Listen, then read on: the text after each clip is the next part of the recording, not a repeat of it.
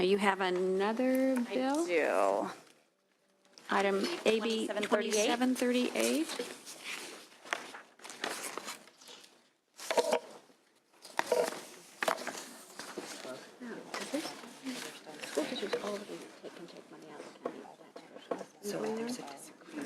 Okay, thank you, Madam Chair and members. I also present AB 2738, a bill that will ensure school bond transparency and responsible use of public funds. When school bonds are approved by voters, it is the obligation of local districts to provide their respective communities with the facilities that they were promised in the bond. In order to build, maintain, and upgrade facilities, it is important to ensure that bond proceeds are protected. Traditionally, the public funds used for school bonds are invested in large investment pools that are overseen by county treasurers. Until recently, no one has ever questioned the responsibility of the county treasurer to oversee the investment of public funds because they have the resources and years of investing experience. But last year, San Mateo Community College District authorized itself to withdraw funds from the county treasurer, establish surplus funds for investment on the open market, and use bond proceeds to cover the cost of investment. This series of actions creates a dangerous precedent for school districts across the state. If an investment loss were to occur, our constituents would be liable for those losses, and inadequate funding would delay necessary school maintenance and upgrades. Voters would also be more reluctant to pass future school bond measures. AB 2738 will bring clarity to the law by prohibiting school districts from withdrawing from the county treasury in order to invest public dollars on the open market. And that's what the original law intended, was for county treasurers to have that responsibility. We must respect the will of the voters and ensure that bonds are spent for their intended purposes. We also must continue providing our children with safe and well-maintained educational environments. With me to speak in favor of the bill are Karen Lange with the Association of County Treasurers and Tax Collectors, Sandy Arnott, the San Mateo County Treasurer, and Bryce Binns from Contra Costa County. Thank you. In support of the bill. Good morning, Madam Chair. Karen Lang on behalf of the California Association of County Treasurers and Tax Collectors. We're here today because we need some assistance from you in ensuring that what we believe is current law and what the law intends is actually enforced. In Education Code 1514.6, it actually states twice that bond proceeds should go into the county treasury until such time as they are needed to pay for the bond program that the voters authorized. To subvert that law, recently a school district tried to declare very recently issued bond proceeds as surplus to withdraw them and go invest on the open market. This is actually, it occurred, the declaration of surplus occurred before the money was ever generated on the private market. What we're concerned about here is that it will cost a significant amount of money to invest it in the private market. We're talking about, $100,000, $200,000 that was otherwise headed for the classroom. County treasurers are able to do all of this already at a very low cost to school districts as a pool participant. In addition, anybody who invests school bond funds or any public funds have to follow the same set of standards when it comes to how public monies are handled. So county treasurers and Morgan Stanley have to invest it under the exact same set of standards, and that's 3. And this is all because of the Orange County bankruptcy. The legislature came in, stepped in, and declared and made some improvements to law about how public money is invested. The most important thing that anybody does with public money is invest it for security so that the principal is protected. The second thing that anybody investing public money can do is invest it for liquidity, because you always have to be able to get it out within 5 years. No instrument that you can use you can invest public money in can extend beyond 5 years. And the third thing, the last thing that you can look at when investing public money is yield. That is the least important thing that you're looking at when you're investing public money. So for someone to represent to a school district or any public agency that they can get a better return than the county treasurer is maybe not following quite the same law that they're supposed to. Because if we can earn more money, the private sector can earn more money with that money. If the private sector can earn more money, they can earn more money, because the market is the same for both. And so anything that they can do, we can do. Anything the private sector can do, we can do.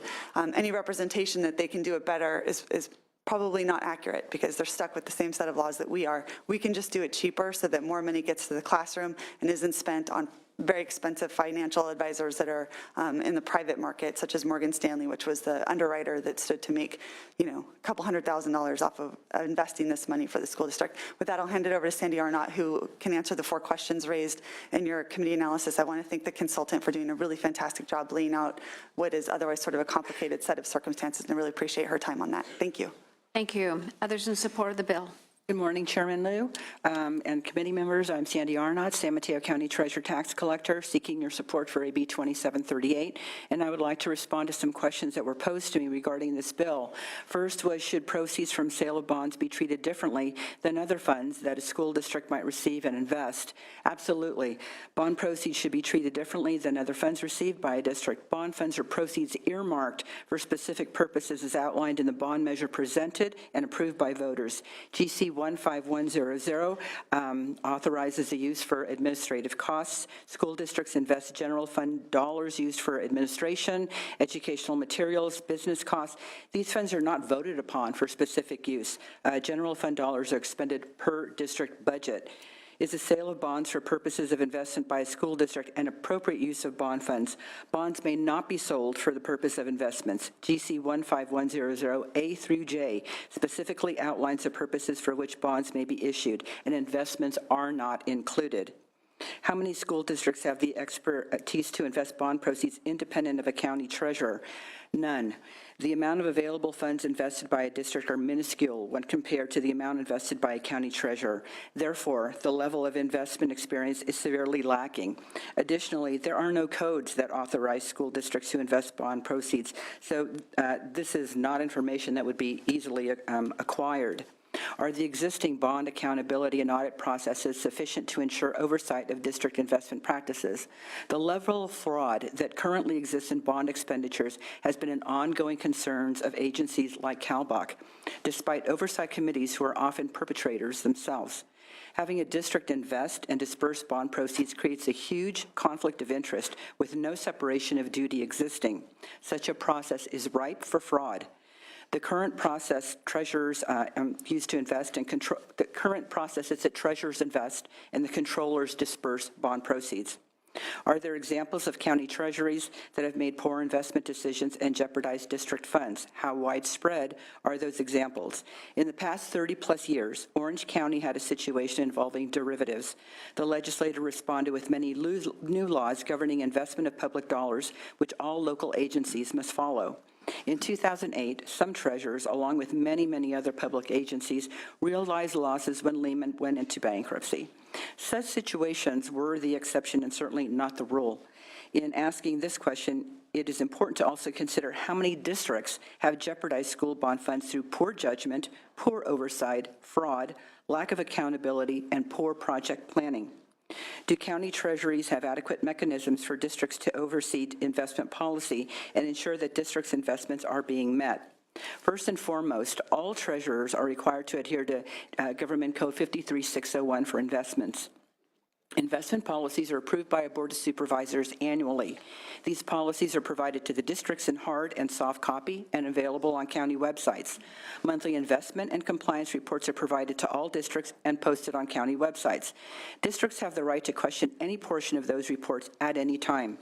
Counties also have Treasury oversight committees as encouraged by the laws approved after the Orange County bankruptcy. However, it is difficult sometimes to achieve full boards. In fact, the Community College District in my district has not filled their vacancy on my Treasury Oversight Committee for 2 years. It is not only in the best interest of the taxpayers to support AB 2738, it is good governance. It is good government. It brings clarity, and with that, adds safeguards to existing law. We made a promise to the voters who elected us to our positions that we would safeguard their hard-earned taxpayer dollars. It is incumbent upon us to be true to that promise. Committee members, we need your help. Please join us in supporting AB 2738. Thank you for your consideration, and thanks for the consultant for his excellent analysis of this bill. Thank you. Thank you. Others in support of the bill? Madam Chair and members, my name is Bryce Benz. I'm Chief Deputy Treasurer Tax Collector, Contra Costa County. I'm speaking on behalf of Russell Watts, the elected Treasurer Tax Collector and current president of CACTAC, which is a California Association of County Treasurer Tax Collectors. And we're here to oppose AB 2738. Here to support it. I'm sorry, support it. I'm sorry. Wait a minute. It's been one of those mornings. I'm sorry. You just We're want to supporting test to AB see whether we're paying 2738. attention, right? Sorry? You just are testing it to see when that would. Exactly, yes. So I just want to remind or refresh everybody that the current statutes are clear about where bond proceeds shall be deposited, invested, and spent. We had a situation in Contra Costa County in 2013. The Community College District had issued $140 million in bonds, and they deposited the bonds in the county treasury. A couple months later, they contacted the Treasury and requested a transfer of $100 million of those funds to an investment advisor. At that point, we discussed with we called a timeout with the college district, met with them, and educated them on the current statutes. And in doing so, we evaluated their investment arrangement with the advisor and the investment firms that were going to be there. As it turns out, the investment fees over the course of 3 years was going to run nearly $1 million. Where the investment fees, investing in the county treasury, as mentioned, we have the same access to the same market as they do as well. We're in the tens of thousands of dollars. And so this was money that would have been taken away from the students to pay for financial advisors and investment firms when it could have been better spent in the classroom or for classrooms. The treasurer tax collectors of the state strongly adhere to the prudent investment standards. And, is it prudent to borrow money when, first of all, when it's not needed, when there's not a clear plan for the use of it? Is it prudent to direct proceeds outside the treasury when the fees are significantly higher and were available, the same market is available to the county treasury as it is for the investment advisors? We think not. Thank you. Okay. In support of the bill? In support of the bill. In support. Steve Hare, the Treasurer Tax Collector, Sutter County, and we are in support of the bill. This bill basically is just cleaning up the language that's already in place. It simplifies it, makes it very, very clear, so there's no wiggle room, really, just makes it very clear how the money is supposed to be spent, so that's all. Okay. Any others in support of the bill? Is there opposition to the bill?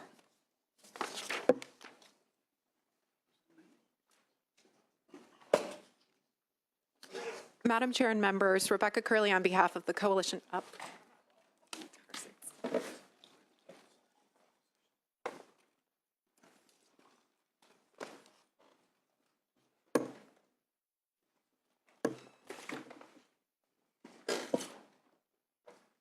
Thank you very much, Madam Chair and members. Rebecca Curley on behalf of the Coalition for Adequate School Housing and the Community College Facility Coalition.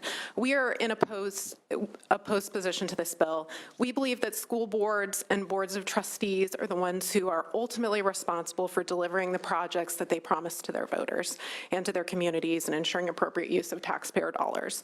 In the spirit of local control and accountability, we believe that districts should have the ultimate say in where their bond proceeds are invested. We have a robust accountability and oversight system in place. We have bond oversight committees, annual audits, the boards approve contracts and expenditures. So something like an investment proceed would be reviewed by these systems. And if there were concerns with this, it would come out in these processes. The primary goal of the district and the Treasury is to preserve principle. We agree with that. However, if the district believes that the county investment model may not do this, they should have the right to consider alternative options. For example, there are some counties that do have a reputation of having a somewhat more risk tolerance than a district itself would want to take on. We're not talking about a huge difference, but the district may want to be somewhat more conservative than their county would be. At the end of the day, the board, not the county treasury, is the one who's responsible to their voters. And for these reasons, we are opposed. Thank you. Thank you. Good morning, Sarah Batches with the California Association of School Business Officials. Also recognizing that the agenda did a great job in laying out very specific questions of what is the problem we're trying to address with this bill. School districts and our governing boards have the fiduciary responsibility of properly managing all public proceeds and funds. CASBO opposes AB 2738 on the basis of restricting our local discretion, limiting districts' ability to select the best methods for investing. If investing should be part of their plans to just one entity without any measure that ensures county treasurers are not taking greater risk than preferred. And if there's concerns, we should address those specifically in best practices, ensuring that there's increased communication. But we do encourage and implore that there is consideration of all the requirements and governing statutes that school districts have to oversee. For these reasons, we oppose. Thank you. In opposition? Good morning, Lizette Everett with Community College League, representing the 72 community college districts in the state. Here also in opposition to this bill, and similarly as my colleagues have stated, community college boards and school boards are held accountable by voters for the use and oversight of public bond funds. This accountability includes the ability to select an investment portfolio that will not lose funds, similarly in the case that really brought this bill forward. They should choose an investment portfolio, have the right to choose an investment portfolio that will ultimately ensure that they can deliver the projects that they promise to their local voters. We are not adverse to greater accountability. As outlined, there are many measures of accountability, and we welcome other transparency, but we do not believe that removing trustee and voter right and transparency in bond proceeds is the right choice. Thank you. Thank you. Any others in opposition to the bill? This is kind of a naughty question. Any questions from members? You all made up your mind? No questions? Senator Pan, you have a question. I know you have a question. Well, if you insist. So actually, so the opponents are saying that, well, we may actually want a safer investment than the treasurer's office may choose. To what degree, for example, does a school board could perhaps say, you know what, we voted a bond and we just want it all in a money market or something like that? Is there some, I mean, in terms of, I guess the question for the treasurers is that the entities that put the money in the county, if they wanted something that was safer, could they, what's their opportunity to do that, since I know that they'd have to still fit those three criteria you mentioned. So suppose someone says, you know what, we just absolutely don't want to, we want to be absolutely sure that we don't lose anything. Not that money markets actually by themselves are, technically you couldn't have a loss there too if something happened, but can you maybe just elaborate on that? May I, Madam Chair? In the case of Contra Costa, actually, the elected treasurer tax collector will work with the school districts to actually do the, if they say, I want it in this particular instrument, he'll do that for them, but it stays under his control in the county treasury. But if they want a certain thing, as long as it follows all the laws, treasurers, tax collectors will do that. There's nothing in the law that says they have to, but they will. I did want to observe, however, the incident in San Mateo was prompted by the fact that the elected treasurer tax collector wasn't investing aggressively enough, and they thought they could do it even better. So the risk tolerance cuts both ways, which is why this is such a challenge before you today. But thank you for the question, Senator. I think for me, it's more of a fundamental question, and it goes to the first question that we asked, is whether or not school bonds should be treated any differently than any other school funds for investment, because these are monies that have been voted in by the people. And, you know, is bond investments, are they appropriate? Is it for districts to, you know, invest those by themselves, or are you more comfortable with the county treasurer? Could I speak to that? No, it's okay. I mean, I want to see if my colleagues here have any concerns or questions. Sure, Senator Huff. You know, when you have long-term bonds, they obviously need to be, something has to be that people are paying on it for a long time. They have to be securely invested. To that point, I think it makes sense to have the treasurers or somebody that is dealing with that more often involved in that. So I know in the cities, when I was on city council, we had the LAIF funds, which were very secure, did well, but it was something that we could all participate in. I don't know if there's some similar vehicle that these guys can do, but I think it's just kind of risky when. To hire a outside firm and do the investment. Senator Block? Are the county treasurers currently consulted at times by the school districts when they move into these? Yes, Senator, thank you for the question. They have, after the Orange County bankruptcy, the lot of laws came into effect, like I said before, and Treasury oversight committees actually are essentially construed of all the pool participants. So elementary, or the K-12s, the community college districts, the special districts, so the mosquito abatement or whoever wants to sit on there. They actually sit on there. They meet, they're Brown Acted meetings. The treasurer tax collectors are accountable to them. They report to them on where they're investing, how they're investing, what the returns look like. That Treasury Oversight Committee participates in their audits that they're subject to as part of existing law. So there are plenty of opportunities, formally and informally, to consult with them. So local districts already have the benefit of your advice. What this would do would be it would restrict the direction they can go in terms of with whom they make these investments. And I think I appreciate the author bringing this because it's really important that we protect the funds that are targeted toward educating our students. Having said that, in most cases over the years on this committee, I tend to favor local control by the locally elected board members. And particularly over the last several years with the governor moving to his local control funding formula and talking about subsidiarity, I think that if the voters pick a school board and those school board members pick their business officers and superintendents, I'm not averse to letting them continue to make those decisions as long as they have the opportunity to consult with you when they make those decisions. So while I understand, I think I understand where the author is trying to go, and I appreciate that, I think I will end up defaulting to the principle of local school boards having control over school funds. If I may respond to that, Madam Chair. Sure. I appreciate the comment because that's my general disposition as well, as you know, from our time together in the Assembly. And so when this bill was brought to me, I actually hesitated at first to agree to carry the bill, and I looked into it very carefully for that very purpose, because my default position would be to defer to the school district to manage resources that they're responsible for building school facilities. But as I looked deeper into the issue, I discovered that this really is just a clarification of existing bond law. And school districts are very much involved in these decisions. They sit on the oversight committee.